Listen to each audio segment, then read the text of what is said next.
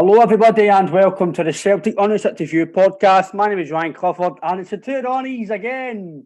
JP, who did we invite this weekend? This Tuesday evening. Well, we actually tried to get Laurel and Hardy on, but the two of them have decided that we're not good enough to come on and talk to you, apparently. So I'm a bit let down by it, to be honest with you, Ryan. You back deflated because I was looking for somebody else to slag tonight rather than you. So it's the two Ronnies again, two for Tuesdays. Tuesdays. Sorry to disappoint. It was met before us on the night, but it was only me and JP, as you can hear. JP joined me this episode. On this episode, at least I've got the A team anyway, Ryan. You know what I mean? The A team. The B team don't make the cut this week. The B team don't make the cut, no. Aye. On this episode, we'll obviously speak about Celtic being rampant against Dundee United, 9-0 victory, which we feel isn't getting spoken about enough. The coverage from it, I think, is crazy. Also, we'll talk about Ross County, previewing the cup game tomorrow. Jack Ross has now been sacked as well. Does that kind of be similar to Scott Parker after the two victories? The two victories by the opposite teams. Did that affect them? Did it not? We'll obviously speak into that as well. Hope you had a good weekend, JP, and how's things, mate? Hi, cheers, mate. Good evening. Weekend was brilliant. Obviously, the Hoops winning 9-0. No, we didn't imagine it. It did happen. It was like the joke that was going about the guy was saying he started calling his wife Dundee United. The guy says to him, "How come?" He says, "They're always kicking off every 5 minutes." That was quality, man. How long have you sat on that night, by the way? Oh, mate, honestly, I've been looking forward to this for numerous reasons, but I just wanted to get that out tonight. I saw that on social media. I thought that was a belter. That was a topper. I think he went into it well right enough. I found out his wife was a Rangers fan at the end of it. So. But no, the weekend was good, mate. Obviously, you always look forward to seeing the Hoops, and obviously they didn't disappoint us at the weekend, that's for sure. It's no a surprise, days, Ryan. We've spoken about it for numerous months now. We've got the tools now, like I say, mate. We've got loads of answers, loads of firepower. We were without a couple of bodies on Sunday, which was absolutely terrifying. And it's hardly a surprise either that the Dundee United manager's now lost his job, because there's no way back to a 9-0 defeat, Ryan, in my opinion, mate. They get slaughtered in Holland 7-0. Hearts beat them 4-1. St Mirren beat them 3-0. We beat them 9-0. Certainly didn't help his case any. So no, I'm not really one of the ones that's going, "Oh, it's a shame. 4 games into the season and he's been sacked." Obviously, I don't think it's just purely results based that he's been sacked.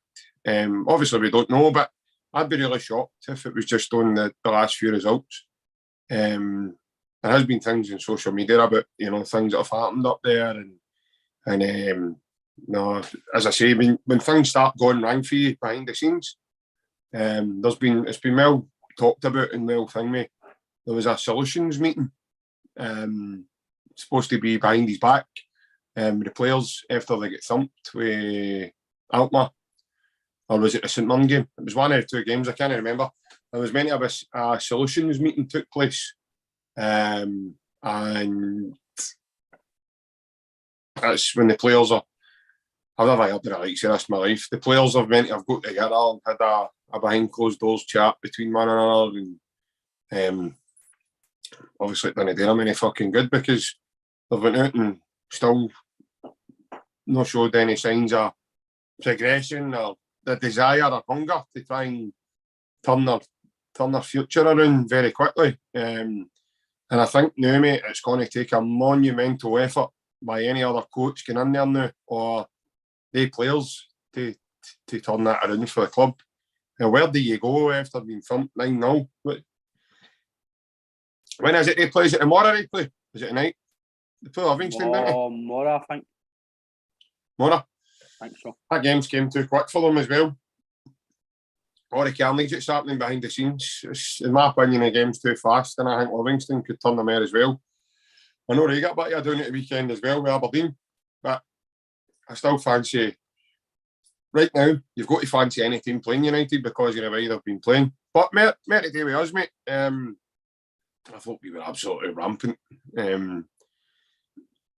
Again, in saying that, I didn't even think we broke sweat, mate. In all honesty, I didn't think that we made it look so easy.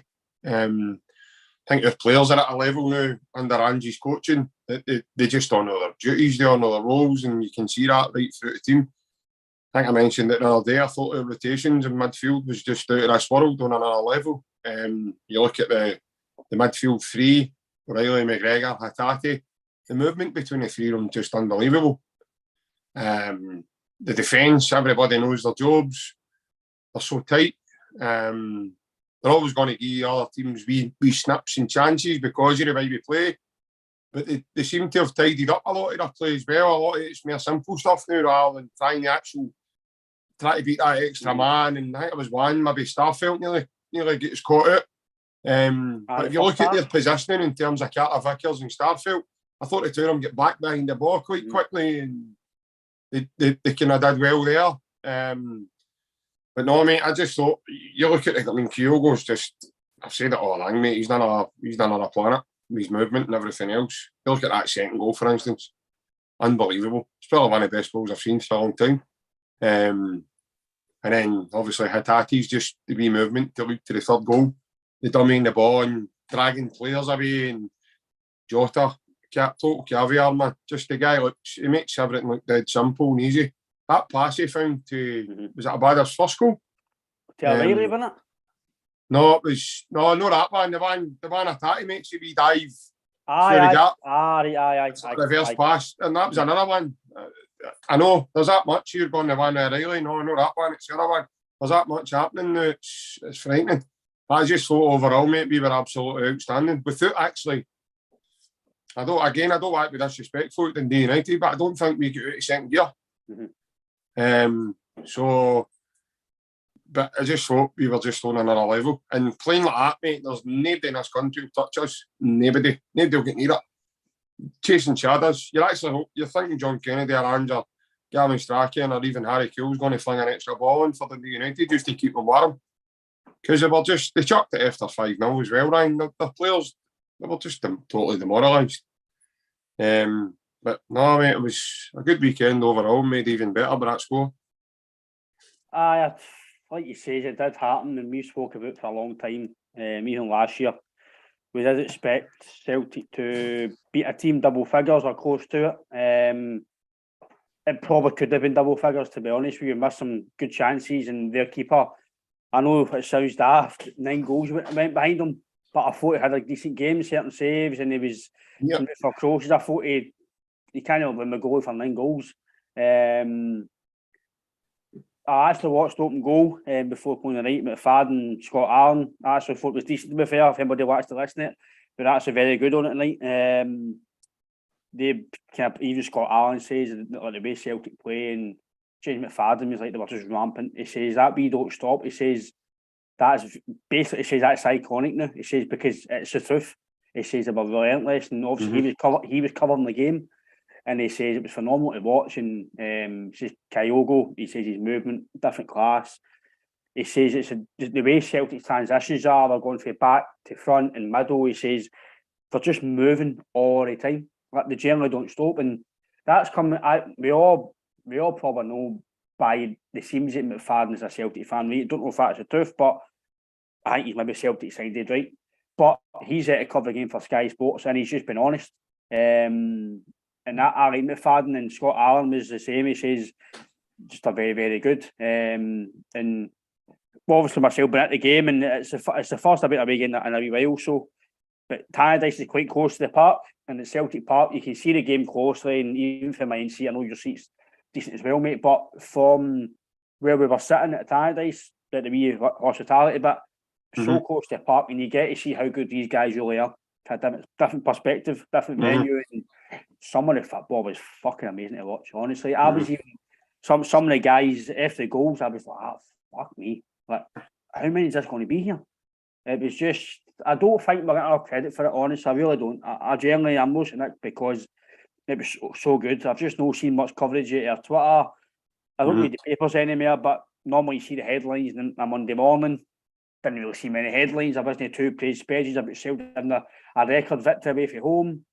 First it's ever happened for Celtic, I think. So that should be back-page headlines. It should be 2 or 3 pages about how good we were. But I thought we were absolutely top notch. Like you mentioned, there's too many players to mention. I just think it's a team. We were superb. Obviously, need to mention Joe Hart got a bad injury in his head. Shrugged it off. Continues to play. A guy's 35, 36, and he's still fucking buzzing to play football. Doing what he wants to go in that park. He couldn't half that park. See, he could just flick him on and it would never change the game.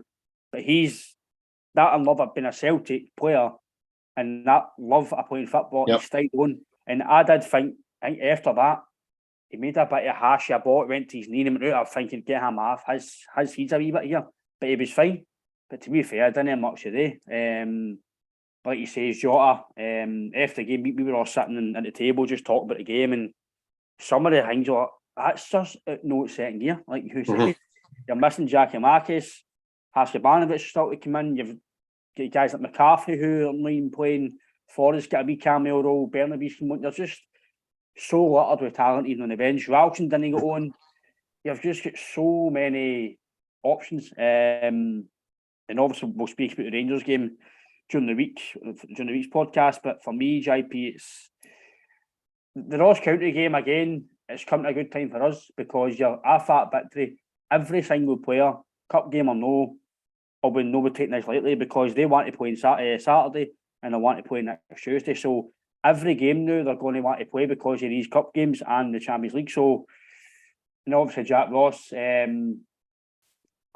do think it's a wee bit of a knee-jerk reaction, but at the same time, you can't really survive that, can you? It's very hard to survive that. As much as I think now, by obviously doing the podcast, you speak to other people in football, and even with the same fans don't really want to admit it, there's only so much managers can do. Even with Celtic at the 10-0 season, Neil Lennon can only do so much. Ronnie Dyler, when we were failing, we didn't fail, we're still winning trophies, but he can only do so much. Then the players need to take that mantle and do it on the park. And when you get beat 9-0, as much as we are saying they could do it and it was going to happen, in my opinion, no team should be beat 9-0. It shouldn't be happening. It shouldn't be fair. As much as we're saying, it doesn't happen very often. It doesn't happen very often. I just think, but I'm trying to not be too critical to United because I thought we were absolutely amazing. I really were. Even after half time, normally I think you 4-0, right, we'll maybe get another goal. But we just fucking relentless. We just didn't stop. I don't know what you think, JP, but I think the quality of every single goal, apart from maybe the Ivanovic goal was a bit of a scrappy hit for the free kick, but apart from that, every goal was quality. And it's true with Simon Ferry that we're saying open goal. Every goal's like a carbon copy every week. So they're working on that every single week, and it's fucking working. Aye, definitely, mate. You can see it all come to fruition now. Everything they've been doing under Ange. His tactics are so hard to play against. There's no a team in Scotland that's going to be able to match what Ange is going to throw at them. Because you can play a 4-3-3, but you can play a 4-3-3 well in one way. Aye. You can play a 4-3-3, and some teams will use 2 controllers, no matter apart the one as a number 10. Or you can play a 4-3-3 and use 1 sitting deeper and 2 number 8s, number 10 sort of thing. He changes it all the time. So, and he done it when Aaron Moy came on at the weekend. I thought it was a wee 5, nearly 10-minute spell. We lost a bit of our tempo when he made the changes. When he made the changes, I thought, we're going to die a death here. I thought maybe after the 5th goal, it was like, right, that'll be it. It's, but no, as you said, Ryan, they went hell for leather and they tried, and they nearly got a 10. Could have been 11, could have been. So that wasn't just 9-0. 9-0 maybe flattered than United in terms of you look at the chances Celtic actually had in the game. And as you said, mate, it's one performance now rolling onto the next performance, now rolling onto the next. So we're becoming accustomed to it now. I just hope we don't get too carried away. And then when it maybe doesn't work for us, we're going to go ah, well, do you know what? That's fucking outrageous. How can we know? Do you know what I mean? I hope the fans stay with them. Because there will be results, mate, where you've maybe drew one each and you've maybe no hit the heights. So you get into Champions League. So one or two results in there, aren't they going to go the way that you want them to go? So, like I says, I just hope the fans don't get too carried away and becomes the expectation of every week. Yes, of what you're wanting and what it should be and everything else. Oh, excuse me. Oh, I came from nowhere there. See, I'm getting all excited now. Thought about Celtic. Mind, sanitise your hands. Aye, that's it. I don't. Aye, that's a one. That's it. Safety first, mate. Oh, sanitise your hands. I know I was that used to doing that for a while and squeezing that way. And now I've just done that there. But, no, you always need to clean your hands after sneezing. Sorry, mate, I meant to say bless you as well, sorry. No, that's fine. I know we're a Celtic podcast, mate. We're not going to want to take that too far to say that, bless you. I know, sorry. But I've never heard so much nonsense with that caller on the phone in. And he phones in and he says, it was a shame what Celtic did to Dundee United. After 5-0, they should have just let Dundee United play for a wee while.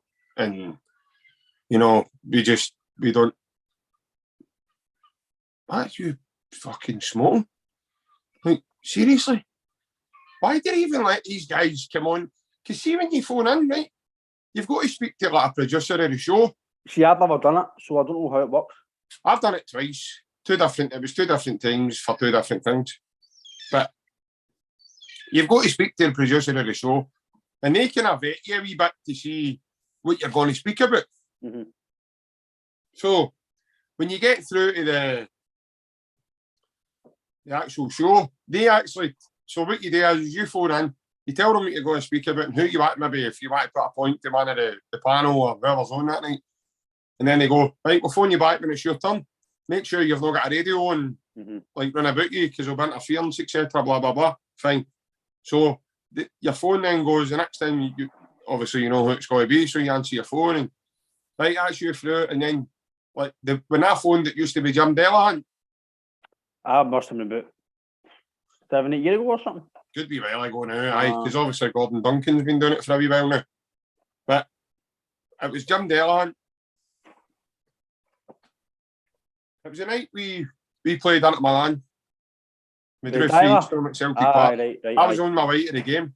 Right. But there was a topic on the phone in about Scottish youth at the time, and the up-and-coming, the rising stars of the game, etc. So I phoned in to speak to Mark Goody. And obviously, you're talking about him. And by the way, you need to know what you're saying because you get shot down pretty quickly with these guys if you can smell one bit of nonsense off you.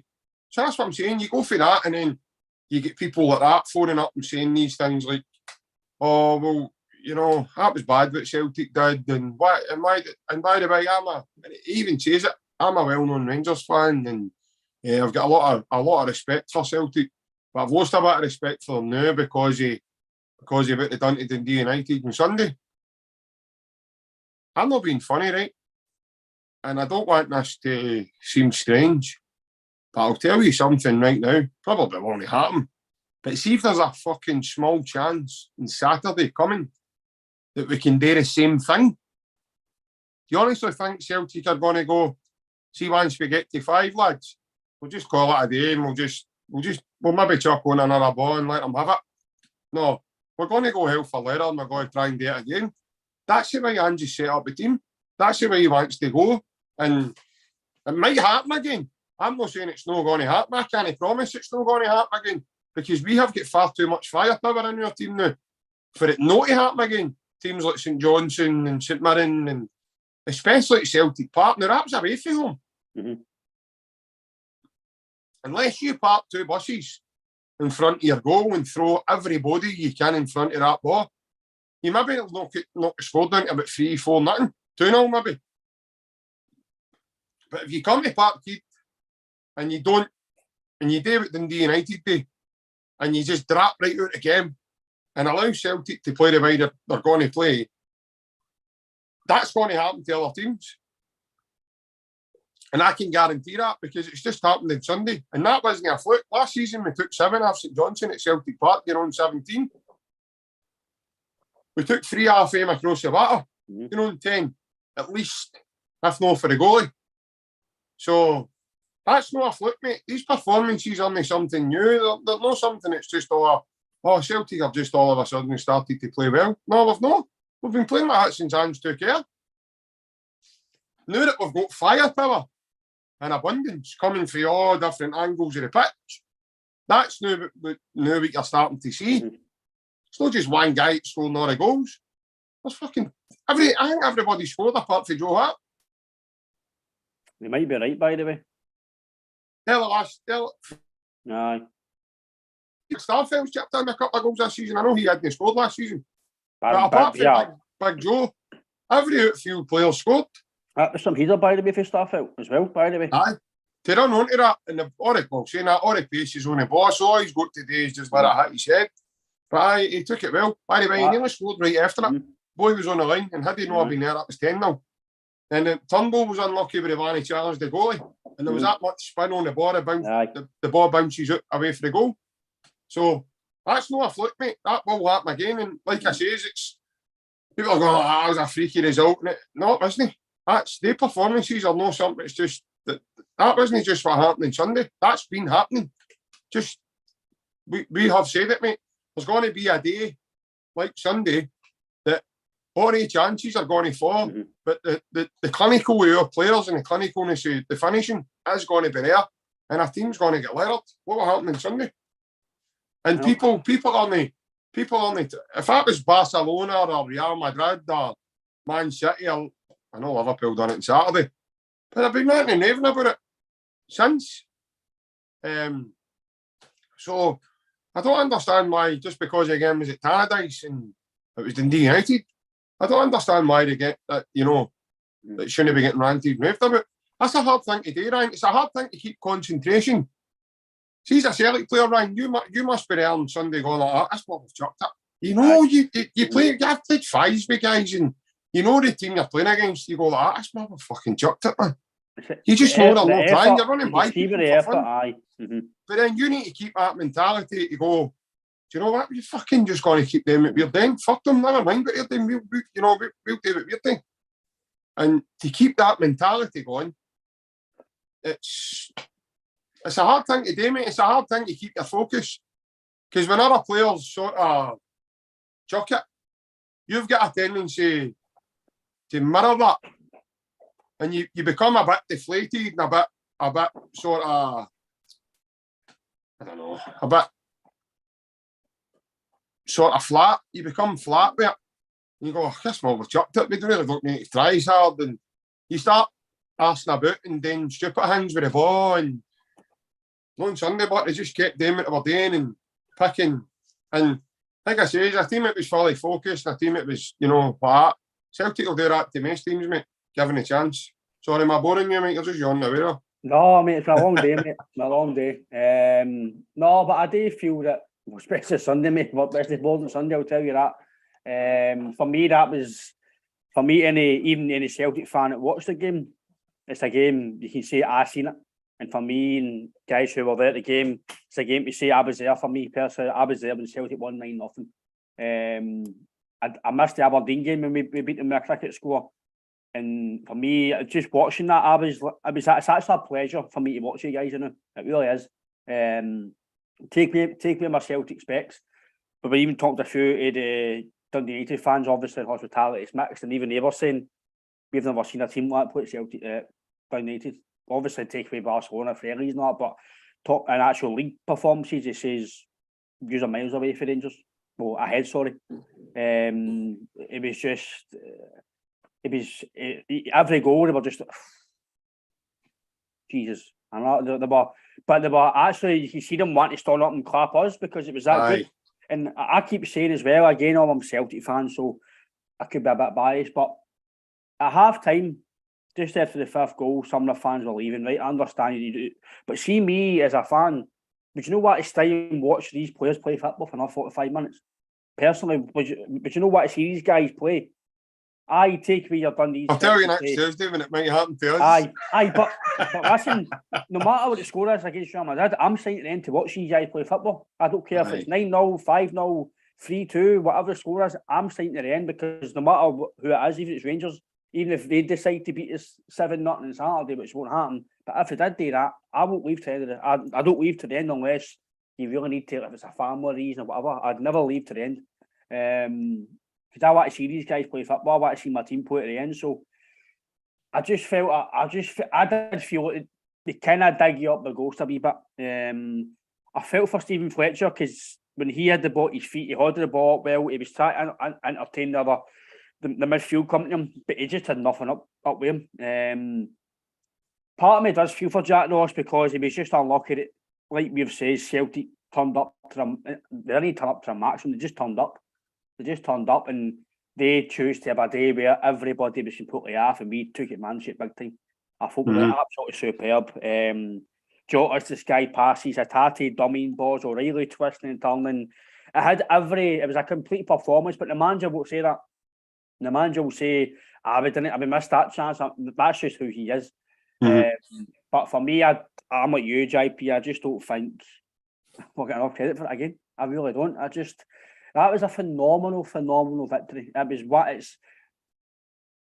Here's a question for you, right? And anybody who watches it on the YouTube and the Spotify after we go live, make the comments or write or tweet us on Twitter what you feel. Is this better than Brendan Rodgers' team? The takeaway, obviously, the invincible what he done, but no, I'm not talking about trophy haul. I'm just meaning performance-wise because we all know his first season, Sinclair, Dembele, the Armstrong, the football was superb, but even some of the this team are better in my opinion, right? Right, some of the football is even better than Neil's team. Some of the football is phenomenal. I've not seen some of this football in my lifetime at Celtic Park. Take away probably PSG when they beat us. I've never seen a team play at Celtic Park as good as this what we're playing. Obviously next Tuesday could be different, but that's a different level. But in terms of Celtic team, IP, I was only young when O'Neill was here. I must have been 7, 8 or something, so I can only briefly remember it. But in terms of this football, I thought Rodgers' team, like we have says, you know what to say, it could be 9 or 10, but is it 3 or 4 this week? Is it 5? But we all know, I keep saying it every single week, we have no divine right to win games of football. As soon as we go in that park, we need to earn that, and we're starting to earn every single goal now.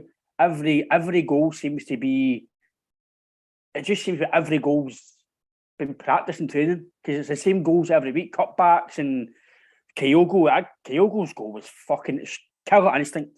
Like you have said, and I'm starting to see it more often now with his movement. I said Edward, Hooper, and then probably Edward, probably two similar finishers to Larson. This guy just screams Larson to me. I'm not saying he's Henrik Larsson before anybody nips in and says, oh, I'm not comparing him to Larsson because nobody will be Henrik Larsson to us. But in terms of his movement and the way he plays football, I don't know if anybody, if you've noticed yourself, JP, sometimes he's actually offside and then he comes back in and he's onside. Just he's so intelligent. And I don't know who actually, somebody put it up on Twitter and I think they noticed it as well. He's offside, but then as soon as he passes the ball, he's got back to be onside and it's just... A certain individual thinks he's lucky. That Kenny Miller, I know he played with Celtic and I respect you for that, mate, but to say that he was lucky, his movement's lucky, no, it's very intelligent because he's a fantastic footballer. And Jackie Mack, I'm surprised you didn't tell me F off, mate, because I seen your face and you were ready to give him a slap. I thought Jackie McNamara was ready to clothesline him, to be honest. He just looked at him like you took the last biscuit, the biscuit tin, wasn't it? Aye. Do you turn my hot blanket off? It's like walking in at Christmas, who's leaving all the fucking roses in the tin? I mean, you don't do that, that's a crime. Like, done a shiny scale. I was trying to be nice and happy there, but I'm trying to be nice, just another thing nicer way. But do you know, Hank, that obviously, that's what I meant to say to you. So, Brendan Rodgers' team does take away their trophy haul, right? Just own style of play and the way we play and the way the team is together. Is this team better than your team, Rodgers? Yes. And that's just own style of play. See, if you look at Rodgers' team, right, we had Lustig, Boyata, Simunovic, and Tierney. Taking away Tierney, I think Kyogo, Giacomakis could potentially have a field day with that. We look at the midfield, Hatate, O'Reilly, McGregor. Brendan's midfield was Bruni, Armstrong, and McGregor. I don't know. McGregor, Armstrong, and Brown. Well, McGregor never really played a lot. Remember at the beginning of Brendan? Beaton. Christie as well, and Beaton. Beaton. But Christie was in and out, I know, because he got loaned out for one. Big Beaton was there and all. I think Hatate, O'Reilly, and McGregor's better than that. You look at Kyogo, Giacomakis, I think they're probably overall better than Dembele. Here's a question as well. I know how much Scott Brown, we loved him, and I fast. Jota's better than Paddy Roberts too. Aye. Jota's. I don't want to listen. I would even go as far as to say he's a different type of player for Sinclair. So I like Sinclair. Aye. Abada's probably more like Sinclair. Mm-hmm. He's got that killer instinct. And what you're seeing with Abada in New Year's fluke either, mate, because he goes for the throttle every time. Watch see his movement in the second phase of things. That's where he gets a lot of his goals.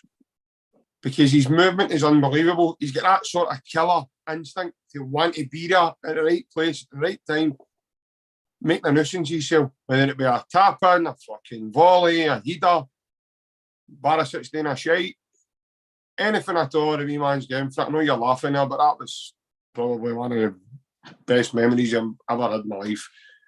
Bobby Boucher sits down in the middle of the game to have a fucking poop. You know what I mean? Don't ask me what he was doing. I still don't know to this day what he was doing. But I think he was reading the headlines the next day. I don't know. I think he was reading the Metro or something like that. Maybe somebody threw on off a bus. He just sat down. I think I'll just get a wee reaction. He wasn't catching a bada. So he just decided to have a seat. Or maybe a bada says to him, just you sit there, son, and wait on me. Take him back and stick in my pocket. Because Abada had him on toast the whole night. But no, as I say, what you're seeing with these players, Ryan, isn't he fluky? Isn't he? Oh, it's a 1.5. Or that's the stuff they've been building towards, mate.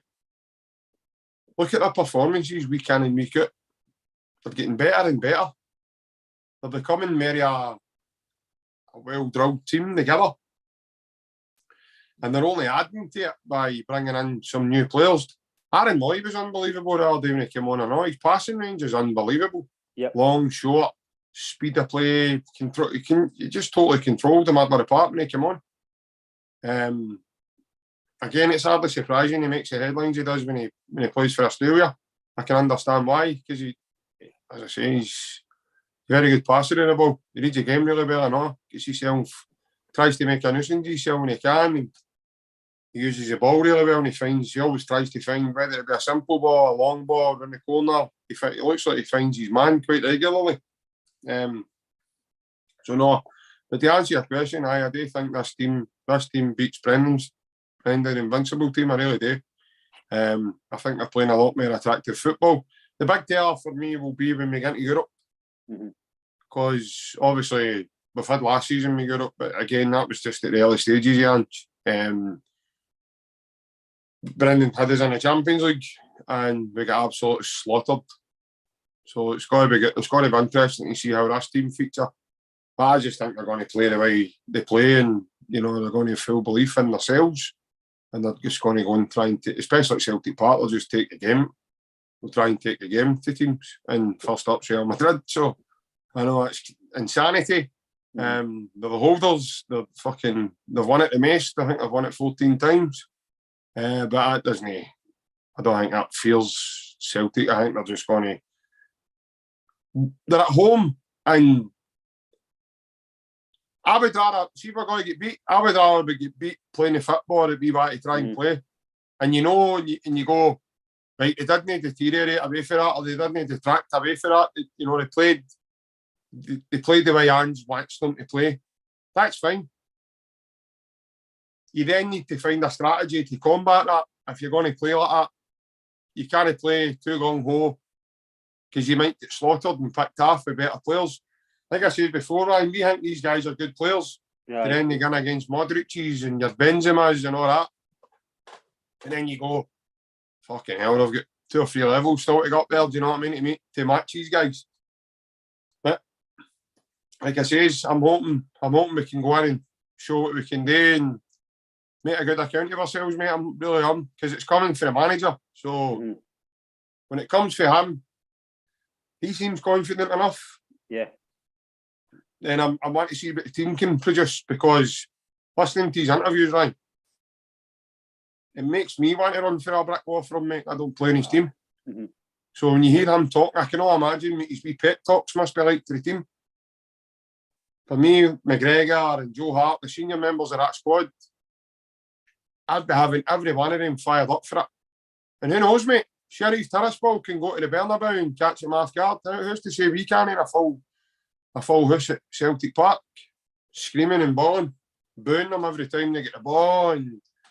And that I'm looking forward to. I can hear that war, you know, the Champions League music playing in the back of my head, and you know what's coming, mate. You know what I mean? You know that it's going to be good to have the nights back. But again, mate, we don't want to have done what we done to Dundee United on Sunday. No. We don't want to be getting scalped 5 and 6 now. I know you've said before it's quite humbling and it's good to see other teams coming. But you want the nights like beating like Tony Watt against Barcelona. You want that to happen. You picture we got a result on Tuesday night. The feeling of that's going to be walking to that stadium. But like you say, after Saturday. But like you say, we've got a better team that beat Barcelona. Bear in mind that was Barcelona's fucking cream of the cream. It's probably the best. No, it really wasn't. It was that boy's song. Aye, it's probably the best footballing team we've seen. Me anyway. I might ever see again. And Real Madrid, I know we'll touch on it more during the week, but next week. But they normally start off slowly, so we could get them at the right time. But we all know it's going to be really tough. But James McFadden, even an own goal, says I think Celtic get a sniff. It's a really do. He says, why can they not take a game Madrid? And I think they will take a game. He says, what is the way Celtic play? Celtic are not going to sit back and let Madrid pick them off. Celtic try and take a game. Like you says as well, but Sinclair, as much as Abada has had an amazing impact, Maeda, Jota, they've all been superb, but that first season with Sinclair, that impact he had for me was phenomenal. It was unbelievable. I still don't think it gets spoken about enough of what he done in his first year at Celtic. Absolutely, just everything. His touch, his drive, just hunger to beat players, hunger to get in the box. But that's what we're seeing now with these guys. Like Jackie Marcus, hungry to score goals. Kyogo, hungry to score goals. They all want to score goals. And if you look at Abada and Maeda, they all know to go in the back post because they know that ball's going to go there. They're already thinking 3 or 4 steps ahead of the defenders because they know that goal for Maeda, he didn't need to look at Abada. He's just hit the ball across the bar, wee chip in the net. Every ball is cut across. It's gone to players. It's gone to players. And like Matt O'Reilly as well, Barry Bay, £1.5 million. Just take a minute to realise we paid £1.5 million for that guy. £1.5 million. That is daylight robbery, man. It's honestly the guy. He's a carbon copy of Rogic, but more mobile than Rogic, but and maybe even better quality Rogic. He's fucking he's timing a pass, the way he does things, but he does it in a bit of a French style. It's just so relaxed. It's not the phases a guy on the ball, and I'm not going to say that I don't think he'll leave the now, right? Because there's only a day or 2 to go, right? I think that'll be done. But if he has a good 6 months, prepare for bids in January. I really think we've got so many big players that could easily go for 15, 20, 20. I think January's not the type of window, Ryan. I think a lot of business doesn't get done in that. Celtic aren't going to let 3 or 4 of their big I don't think they'll sell guys, but I think there'll be interest. Much as fans don't really want to know that, there's going to be interest in new players and the manager eventually, because I even said to a few boys on Sunday, we have got an elite manager. And I'm surprised he's not been linked with a Dundee United job. And that's a big joke from that, innit? But I do think eventually, if we do well in Europe this year, there's going to be suitors. If we win the game, they're going to be suitors for everybody. So that's just the nature of it. That's just the nature of it, mate, innit? It's just the nature. John Suitors. Aye, John Suitors, or I think he's binned an orange, you know. Aye. Harry Suiter. Oh, fucking Mellet, fucking Suiter after fucking player. But I do think that again, it leads on to the game, obviously, Ross County. I talked about Aaron Moy, I think he might play 90 minutes. I think it's maybe time to get him a wee spin.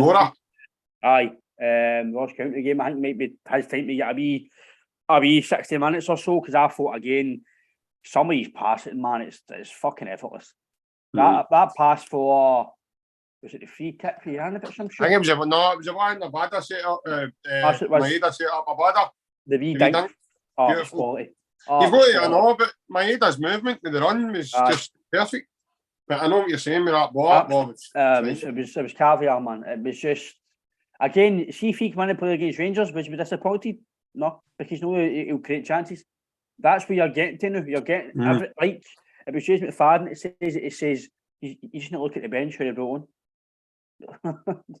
It just doesn't change, and that's the foot jacket Marcus and Haskabanovic, who says, "I need to score 4 goals now to play Saturday." Aye, how'd you get in the team? He says I scored 4. Aye, brilliant, mate. It's just that's the quality that we're going to come in, salt of the squad. And Ross County, mate, I don't know what you think. But for me, I think he might make. I think Siegrist might play in goals to give Hart a wee break. He might maybe put Jens back in, maybe take Vickers out, maybe. I don't know if he'll do that, but you might see maybe 2 or 3 guys, maybe Forrest might start the game. Just see him some minutes on his legs, but I don't think he'll change too much. But I think he might make 2 or 3 just to freshen things up a bit before the game on Saturday. I agree with you. I think he will. I don't think he'll make wholesale changes. I can't see him because obviously with the holders of that cup, if we want to progress and if we want to get further down the stages of that cup again, because it kind of helped to open up our season a wee bit for his last season. I thought we winning that thing. So I think Angel, it's the first trophy up for grabs as well. So I'd imagine it will be a target, even though we're in the Champions League. Because I know we've heard them say before, do you want to win everything you go for? Why no? Because it's there and that's what we're paid today. So I do think if we want to win that tournament, so if we want to, he'll go strong, I'd imagine at some. But you've just said there, all the players he's potentially bringing in, they're all quality players. They're all it's all like the tempo doesn't drop. You don't play a guy, you play another guy. It doesn't change anything. The continuity throughout the team stays here. So it's kind of it's at a stage where I don't think I'd be disappointed with any team at Anfield, because I would have every faith in them to come out and do the job for us. He's earned that phase 9, I think, with what he's delivered as a manager so far. The way he conducts himself. Obviously, he's delivered the trophies he's delivered. We've qualified for the Champions League. We're in the Champions League again, so he's brought the club revenue there as well. So everything he's delivered so far, mate, I think he's earned total backing of the Celtic fans, regardless of any decision he makes. So, no, I wouldn't be surprised to see a couple of changes tomorrow, mate. I think it would be interesting to see, like, Aaron Moy begin the game. Siegrist as well, because I think the big boy must be chapping the door. He must be knocking his panel in training going, hey, this isn't what I signed up for. I could have signed for a club to be number 1. You know what I mean? It doesn't have to sign for a club to sit on the bench and watch FIFA. I doubt that would have been promised either. Do you know what I mean? So it just so happens to be that Joe Hart's in the Celtic's number one, and it was we're sorry, obviously, what happened to Joe, but it gives Joe a bit of time to rest and recuperate, I think, before Saturday. Get some head and shoulders on that wind, man, because that's that would have been sore yesterday. Do you know what I mean? That would have been nasty. Saw him in the park with the staple gun on the TV, and that didn't look nice. Then you see the pictures afterwards. No, it's Big Fletcher's high heels dug right into his head, and no, it wasn't nice. Obviously, it was accidental. I wouldn't like to think Fletcher done that deliberately or anything. I doubt it though. As I say, it's obviously been done accidental. Right away, you can see with Fletcher's reaction, waving on physios and stuff. So, sorry, my throat tied up there. I took a breath in, man, and I nearly sounded like a different person there. That's because you're breathless, mate. That performance and stuff. I know. I've done a Top Gun there. I've took my breath away. Take my breath away. But I'm agreeing with you, mate. I really think that even guys like Tumble, he might get more minutes as well. Jackie Marcus, I think he might, if he's back for his illness, he might play the game. Give Kyle a wee bit of rest as well. So I don't think the team will have any bearing on Saturday's team. I think Andrew will probably have his team settled for Saturday and Tuesday as well. So I think it's maybe Ralston might play tomorrow as well. Bernabe might get 90 minutes as well. So even again, Craig Taylor thought it was superb again. I thought the full team was superb. You can't really single anybody, but I thought Taylor was good as well. Even at 5-0, he's wanting to get the ball forward. They're running to get the ball, and if we turn up, which every game is hard to turn up and play like that every game, but if we turn up like tomorrow, you win the game. You turn up like that on Saturday, no matter how much Rangers put the day game. I've always said, even under Neil Lennon, in the 9 in a row and the 10 in a row, when obviously we all know what happened, I still believe that season, even though how bad they were, if we turned up to a full A game, but I still beat Rangers at the A game, I still believe we're a better team than them. Honestly, that's my bias. I just think individually we're still a better team, but just at that point in time, the team spirit and the team camaraderie, everything was just a way to fuck. If Celtic turn up to the A game, just about every game, no team's touching you. We'll probably need to have 5 or 6 guys well off the pace, and it might happen once in a blue moon in Scotland. European wise, it could happen a lot because it's a different level, because their teams are different. But when it comes to Scotland, like you say, JP, even if that's at Tannadice, what can you do at Celtic Park when you're cutting? That's the scary thing for me. And being at the game again, I'm trying to be as balanced I can. Feels as if we've not been at Celtic Park for a long time, doesn't it? I know it does, aye. Because we're always playing forward. Rangers play first all the time now. I know. Which again, I know they're in Europe, but again, that's another podcast for another hour we can do. But obviously as well, the referees announced as well for the game, JP, Saturday. Nick Walsh, I've no really qualms about it, to be honest with you. I'd rather him than John Beaton, to be honest with you, because he has a goal. It's a big surprise in my opinion, because I think he's only ever had that fixture once before. Well, every game he's refereed, I think they've won. I think they've won every game. I think they've won every game he's refereed, which doesn't mean anything, because if we turn up and play, the referee shouldn't matter. No, but I think he's only ever had that fixture once before. Was it no him that sent McGregor off at Ibrox? You might be right, mate. The 10 in a row season when we went down to 10 men and we equalised right after that, and then I think we get beat 4-1. You might be right, mate. I think he was a ref.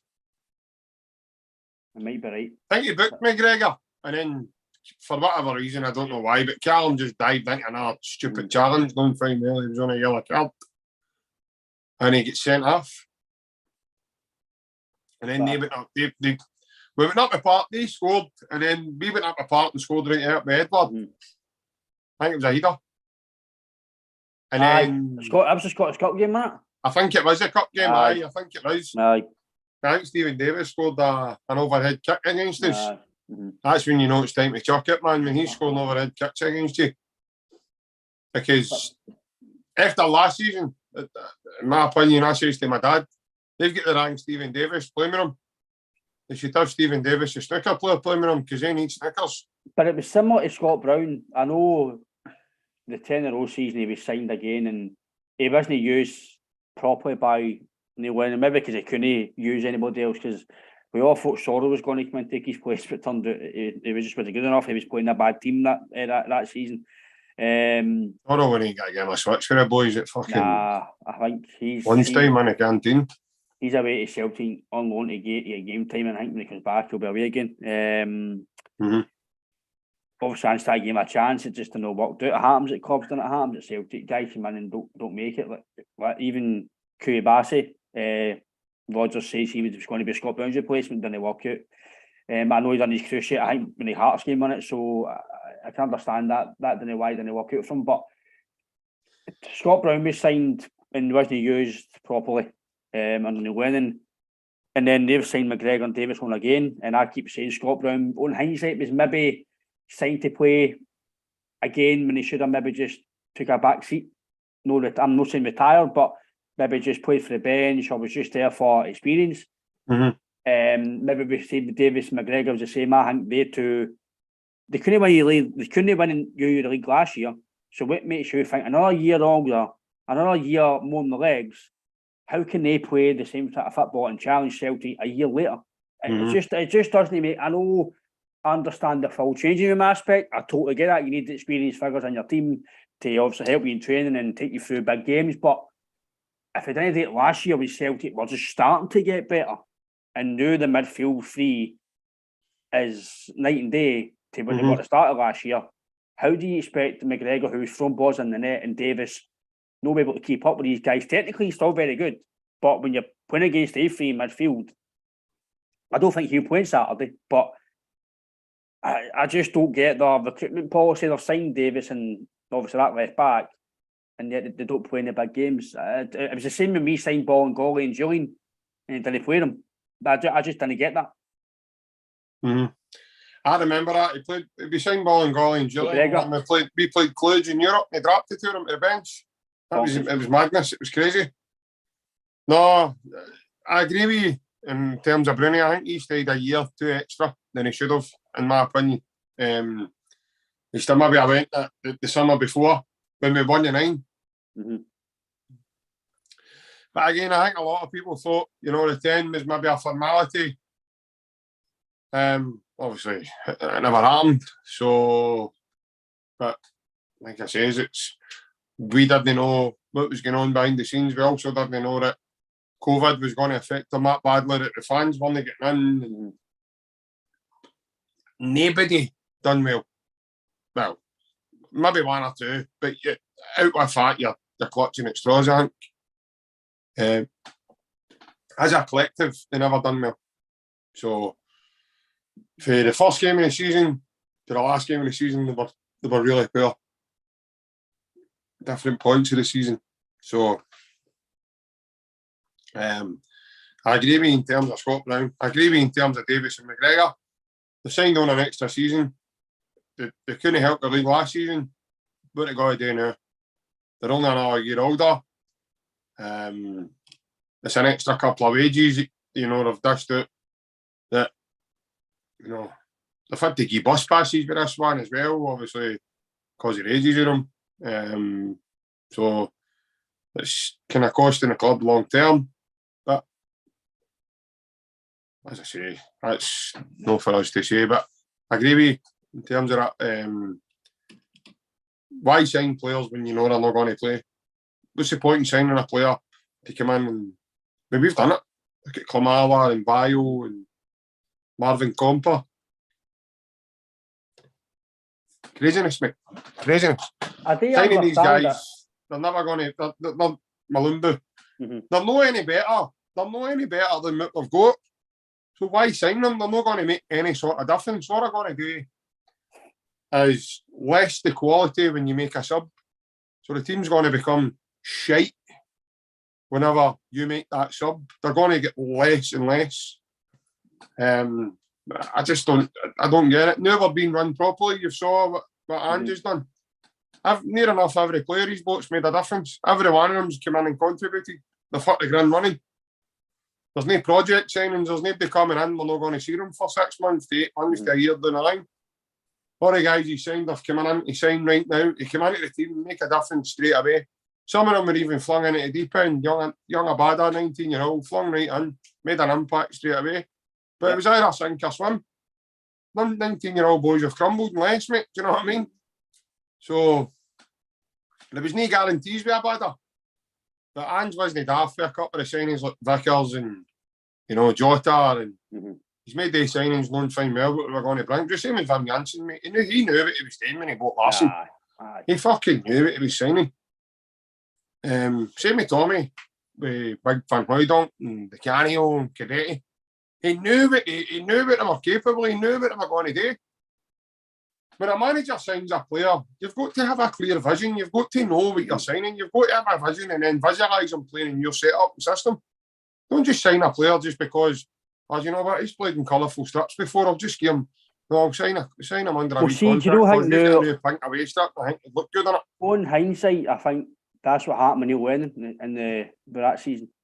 That's similar to boards into what you're talking about, because I was signed Elanusi again and Tombo and before, good signings, but you can't just sign players because of quality. They need to fit your system. At that point in time, they'd probably didn't fit the system when they play or the style of play. Maybe, let's be fair, on hindsight, Shane Duffy, very experienced, good player at that level, but he's not used to playing attacking football. He was more doing it Brighton. It was defend. That was what he's good at. I know he didn't mark out the right Celtic, but he was getting made out to be a scapegoat or something because he had to take the ball out, and that's what Ayer could do. No Shane Duffy. Shane Duffy's just no nonsense. Get the ball to fuck. Header, get the ball to fuck. And he couldn't do that at Celtic because he was meant to play with the ball at his feet. But now we've got Jens, decent with the ball at his feet. Me personally, I know you're saying you think he's very good with it. I think he could. Sometimes I think he's going to get away, but he's in control of it. But I'm going to fuck's sake, big man, come on. Vickers, superb. I think we've got a Premier League centre back playing with it in the SPL level. Starfelt, you've got internationals playing with you. I thought he had a wee bit of a mare the first 5 or 10 minutes of the game on Sunday, but I think he's probably through rustiness. And then he came in again, he scored a goal, and he was effortless the rest of the game. So he threw big Fletcher out his road a couple of times. He was just. I just think now, strong big boy. In terms of what you're saying recruitment wise, I think it's as long as Andrew's at Celtic, I don't think we'll have any signings that are not going to come in that fits the style of play, fits the squad and morale and the Cadamadri, the squad, and fits Celtic style, and just I don't think we'll get that again.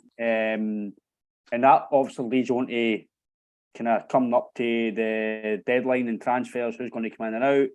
Ayeti probably they'll try to get him out the door. I think he's wanting to go, but it's no depends which team fits him. Which, as much as we want him out the door, I'm going to get a player out to a team that he play. There's no point in that for him, and there's no point in that for Celtic, because we support sending him out on loan or sending him out. Probably a loan deal if he's not going to play, and there's no point in him going to a team that are going to buy him if he doesn't want to go there. He'd probably rather sit in Celtic's bench or Celtic squad and just get a wage and go somewhere where he's probably going to do the same. So I can get that. I do believe Ayeti will score goals somewhere else. I think Ayeti as a goal scorer just doesn't fit the Celtic narrative and the Celtic style of play. Michael Johnson probably got on loan. If that happens, then good luck to him. Hopefully gets game time, because there's certainly talent there. He just needs a bit of confident game time. I don't think the new he's ready to take care. Even guys like Forrest, I don't think he's even able to take care of him now. Owen Moffat's left to go to Blackpool. Again, some fans you see on Twitter and they rave about the youth system. We spoke about today personally. Maybe the golfing, I've said it as well, I think the golf and the youth to the first team now is getting bigger, and I think these guys need to be exceptional to get to the first team. And I know Wange is very big on if you're good enough then you'll play, but I think some of the B team guys might need to go out and on loan to maybe a team like, I don't know, like Queen's Park, or Johnny Kenny's away to Queen's Park to get game time, and maybe come out and see if he can make it up to the first team. But I think JP, unless you're really, really exceptional, the only pathway of getting to the first team is maybe going out on loan to an Aberdeen like Liam Scales and get to prove yourself in the league before you can actually step into the first team, because we all know you can train with these guys, but going and doing it 60,000 every week, it's a bigger fucking task. No, definitely. You look at Chris Ayer, Brendan, he was a central midfielder when Delia signed him. Brendan shipped him out on loan because Brendan saw him as a centre half. Shipped him out on loan and asked Kilmarnock to play him there. Now, we don't know if fans just maybe asked Jack Ross, I was going to say, Jim Goodwin in Aberdeen to play him at left centre back. We don't know if that's been a ploy for Celtic to do that, to see if he could become a, because he's got everything, man. He's big, he's athletic, he's got good height, he can win a ball in the air, he attacks balls, he's no shy away from it. And he likes to play a wee bit as well. In my opinion, he's a good finisher when he gets forward. So, as I say, you could potentially, maybe Liam will do a Chris Ayer and prove his orang, and he'll come in next season as a left centre back. Who knows? Do I see it? No, because I think we'll take Jens permanently. I just think that's going to fit, and I think we'll take him on permanently. I've seen enough of him now to know I think he's a good one. I think he's very comfortable. He's very aggressive. He's probably more quick. He's big, quicker, probably more aggressive type player to Julian as well. So I think he'll sign me permanently. The one that's kind of dubious still to me now is the boy Welsh. I don't know if he's going to, I don't actually make a grade, but I don't know if over a piece he will cut it long term. That would have meant to be seen. But no, as I say, you kind of need to go and learn your trade. And the only way to do it is to play against the guys who you're going to be playing against domestically week in and week out. So he's a bit doing that now at Aberdeen. And for going by what I'm hearing, mate, Aberdeen fans are loving him because I think he's churning out performances for them, and I think he's a starter. So that's a good sign as well. And I think Jim Goodwin likes him as well. I like the look of Scales. I thought he did have something. And all of a sudden he's been shipped out on loan, and so no, but you can understand why, because Andrew's brought in Bernabe and Greg Taylor's took his game to another level as well. So for a fact he's not getting into any day sort of positions. But no, it'll be interesting to see what happens, mate, longer term with William Scales. But if Chris Ayer wouldn't have been done it, then I don't see any reason as to why Scales can't do the same, mate, or any other young boy who's got any aspirations of trying to get in that team. But it's very, very hard. Look at Owen Moffat. He's now been shipped out to Blackpool permanently. He's just obviously not going to make the grade, the boy. He's obviously just not got that next level. Or maybe Ange just couldn't promise him the opportunities that the boy was looking for at this stage of his career. Who knows? But it's night and day, mate, playing with the B team that is jumping in beside Jota and Carter Vickers and boys like that out. It's fucking night and day. You think these boys are good players to then they get in beside boys. It's like when we get into Champions League, you think the players are good to then you get in there and you see the level you need to get to. It's scary. And it's a scary jump between the B team and the first team. It's a massive It's jump. not a level keel, mate. It's not the way it used to be with the all reserves and no, it's like you're there or thereabouts. You're Barry John Calls and all that were coming in, Stuart Kerr and young Simon Donnelly and boys coming up through the youth that you're maybe buying input into youth and then they're coming into first team. And no, it's a massive, massive leap now between being there to there. It's massive. It's a jump that loads of the young boys are unfortunately, that's what's going to happen. They're not going to make a grade. They're going to go up with other teams and they're going to go elsewhere. And you've already seen the boy Ben Dokes jump ship. Karamoko Dembele's done the same thing. I'm still a local fracture. He's been loaned out again to West Ham now. I'll give Dembele he's due. He's actually went to a decent team to play. He's actually went to the first team squad. Ben Dokes away to Liverpool development squad. That boy could have done something at Celtic because Ange was showing him, listen, this is what you can do here. The fact that you were on the bench last year, he's telling you something that he rates you. That's why you're playing 15, 20 minutes here and there. That's why you're on the bench. So tell you what, surely if you look now, Real Madrid, I can be involved in that. I can be involved in that game yesterday, 9-0. That's it. Just shows you as well. The last bit, mate, that kind of blows into what we're going to talk about as well. With obviously Scott Parker leaving, Jack Ross has left, Brendan Rodgers left Celtic. I seen an article the other day. I think we spoke about it as well. But he mentioned about that he didn't think he get backed accordingly to take his 10 next step in European football. I tend to agree with him. Some fans won't agree with something he says because of the way he left, but take your specs off. And I keep saying, I think I say it every podcast now, his last transfer one day was a fucking joke. He didn't get backed at all, and we were only 5 or 6 points clear, I think, in January. It's not like we were fucking streets ahead at the time.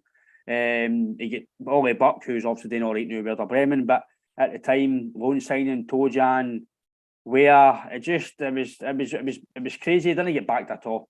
In terms of, I know January's hard, but he I know at the time we couldn't compete, but he tried to get Castagna and he tried to get Justin for Luton, and he signed them for Leicester, and they've been successes. So it did show you that he maybe tried to hit that investment to try and get the guys, but we just couldn't back him, which is fair enough. Gerrard's went to Villa. We all said to Villa fans, he's going to fail. It's a big gamble.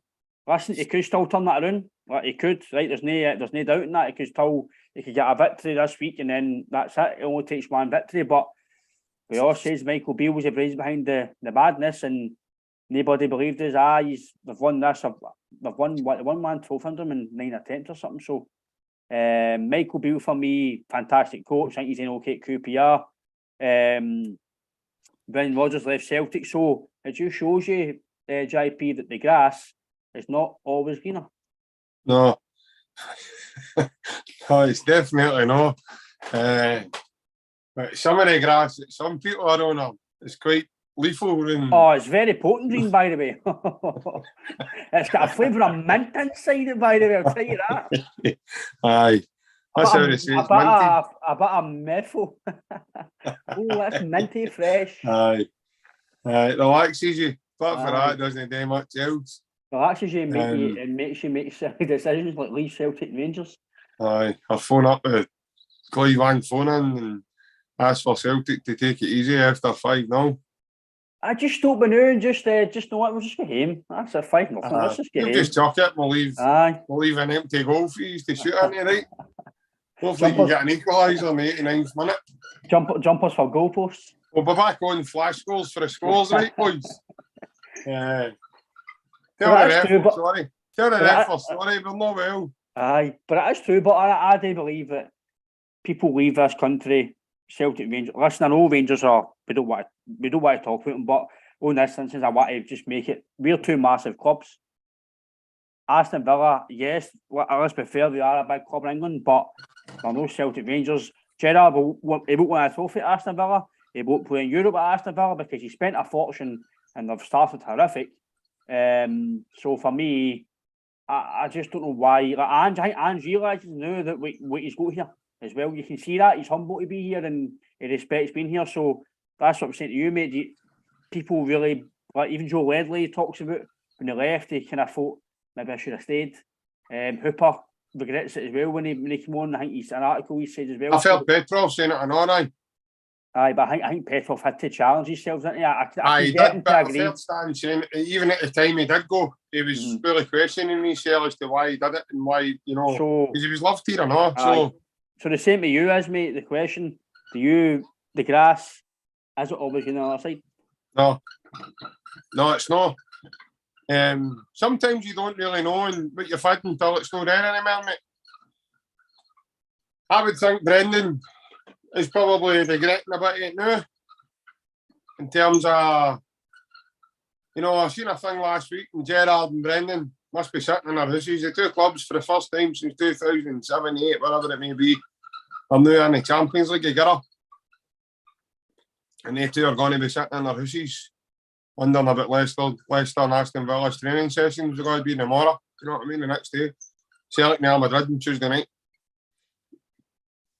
It's mouth-watering, mate. But every manager, even managers, mate, have got a shelf life at a club. Big time. And I do think Brendan's was coming to an end. Thinking about it now, I do think it was still coming to an end because it was getting to a point where you were going to say, what else could the guy achieve? Because we won every treble. We won the treble every year he was here. The football was kind of left to right. You kind of knew where it was going, but you were still good enough to beat these teams. But it was getting a bit boring. I know that sounds spoiled. It sounds spoiled as fuck, doesn't it? But it was kind of getting to the stage where back to the left. Like, put it to the right. Oh, hurry up! You were winning everything. You were running away with every trophy. Because that Kilmarnock game, the Scott Brown goal in the last minute, we were hopeless that day. We were fucking rotten. Oh, we were rotten. It was left to right.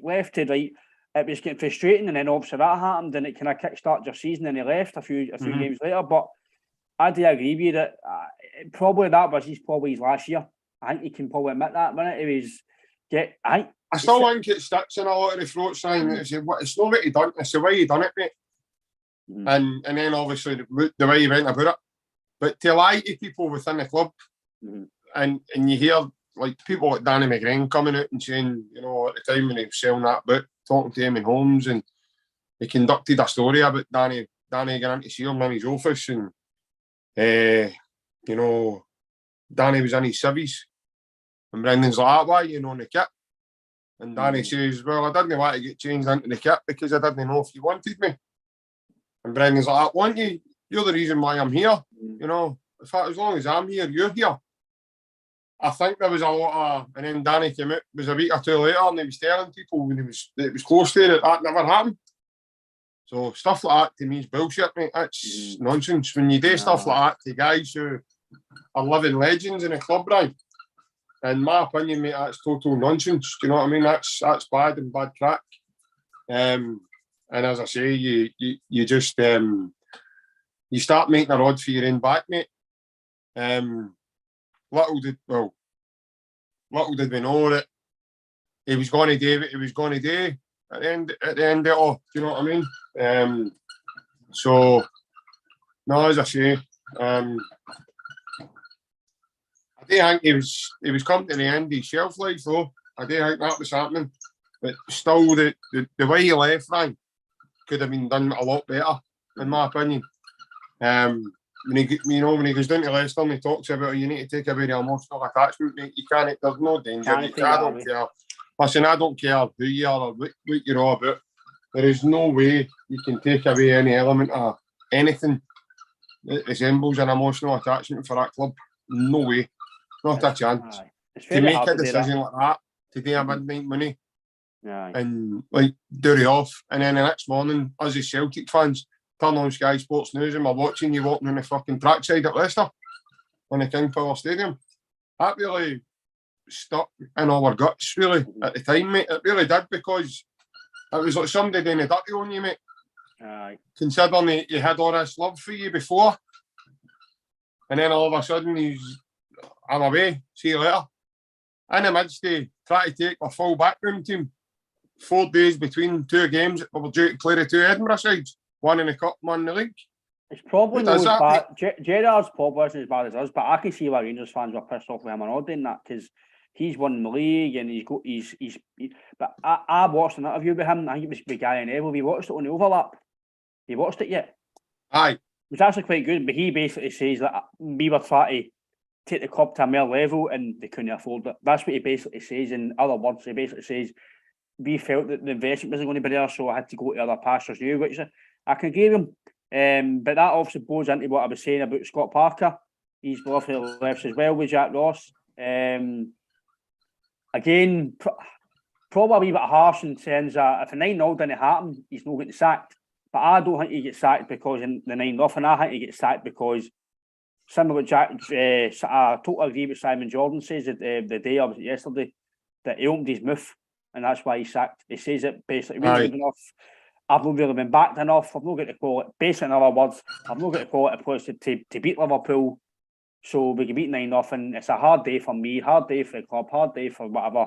And he opened his gob and I think they've went, he's basically embarrassed us, maybe. But he's saying that and I think he's been binned with that. I don't think he get binned for 9-0 because Man City could have done that to you. Anybody could beat you 9-0 in that league if you're not doing well. Probably similar to us, we could probably beat an team 9-0 if you're not on the. So if we beat Aberdeen, if we beat Ross County tomorrow, 9-0, is Malcolm Mackay getting sacked? No, he's not getting sacked because he's done so well for him. So that would be a. I think no, Ryan. I don't think so. I don't think Mackay would get sacked because he's done so well for them. But that goes into Scott Parker. He's done so well for Bournemouth and he gets sacked after that. But I think he gets sacked because after that performance, he just let that Umpty Smith about. We've not really been backed. In other words, don't really think of that. But I think I kind of think it was going to happen because of what happened, but I think he may get sacked because of what he says instead of the result. No, there's definitely something more to it behind the scenes, mate. And I think he didn't help himself with his comments after the Liverpool game as well. So I think a combination of a lot of things, plus the fact that they've only won one game in this season so far. They get slaughtered with Arsenal, slaughtered with Liverpool, slaughtered with Man City. And then he's come out and said what he said as well. So obviously it didn't bode too well with the players.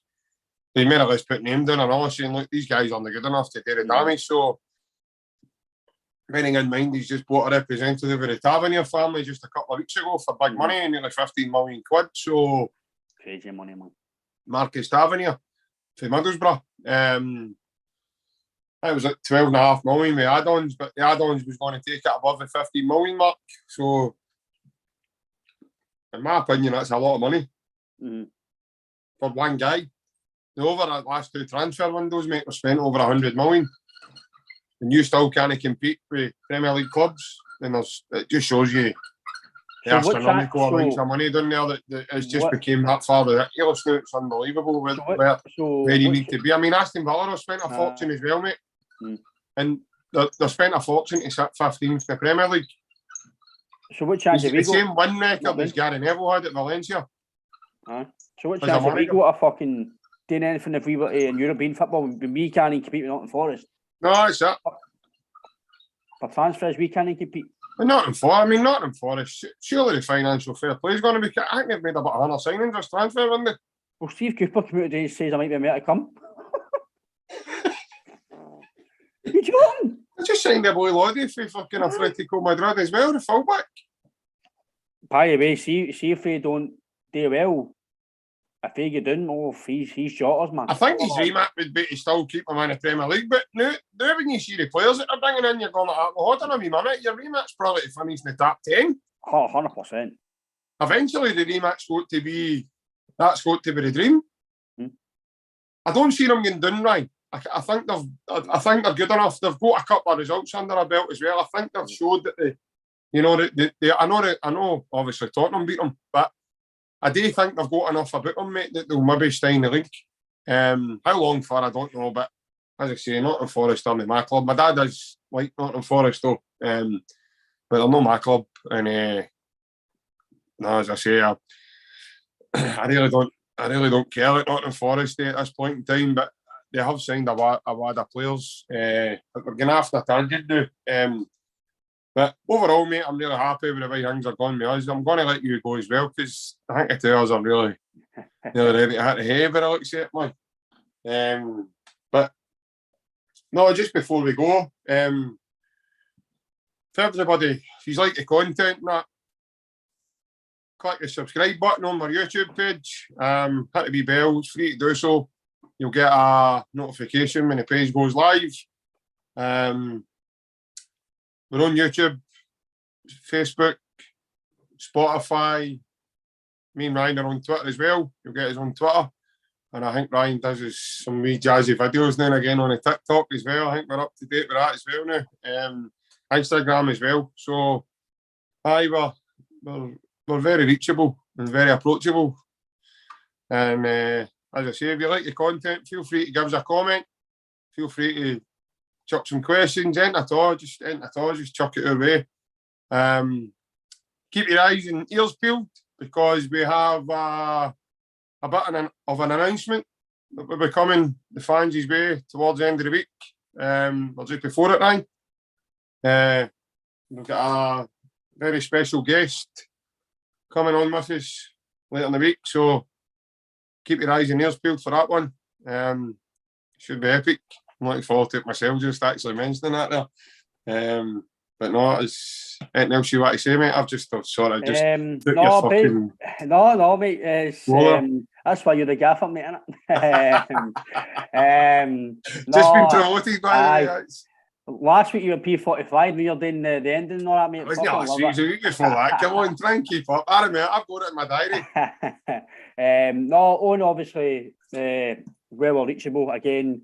If anybody wants to come over for a chat as well, again, one thing we like to mention as well, we probably will mention it more often is obviously mental health side as well. If anybody's interested in just more for a chat about Celtic, they feel they've got opinions, obviously within valid reasons, and we feel that it could help them as well to get some steam off them, give them a bit of activity and fire away. We're very, very helpful and reachable that way. If anybody's struggling in Celtic fan base and wants a chat, fire away, me and JP. Again, it's something I've had myself. I don't know if JP had it yourself, but it's something that's big now. So if anybody wants a wee chat as well, if it's just about Celtic to help you, fire away. And again, obviously the guest as well. The guest will be for the Rangers game, pre-Rangers again, massive guest. Really look forward to speak to them as well. So that's what to keep people's eyes on as well. We'll announce that on Thursday as well. So we'll keep that, taking that to Thursday, JP. But again, good weekend overall. Yep. Again, I hope obviously the fans are can react to what we're saying. I don't think we've spoken anything out of each JP as well. And obviously the manager situation and other teams as well. So again, hail mate, and we look forward to a good result hopefully. And then we move on to the game, the big match, the big Glasgow derby on Saturday.